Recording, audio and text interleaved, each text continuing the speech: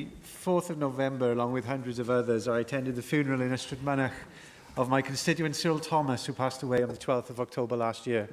Cyril was a former assistant head teacher of Lewis Boys School in my constituency, where he taught both history and religious education. The brother of former champion boxer Eddie Thomas, Cyril worked as a miner before becoming a teacher and was present at the school during some difficult times for the education profession in the 1980s and early 1990s. However, Cyril used his force of personality and care for his pupils to make a lasting and positive difference to their lives, something for which they will forever be grateful.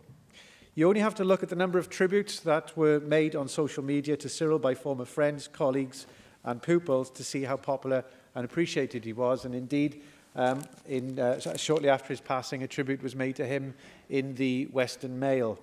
It's clear Cyril appreciated that the art of teaching and learning was about more than just exam results. It was about the wider school experience, earning students respect, and in turn giving it back to them, whatever their background. Cyril was a keen singer and lay preacher outside of school, and in his later life wrote a weekly column in the local newspaper about Ystod community life. Cyril will be sadly missed, but he inspired a generation of children. His memory will live on in the local community and in all that his former pupils have achieved.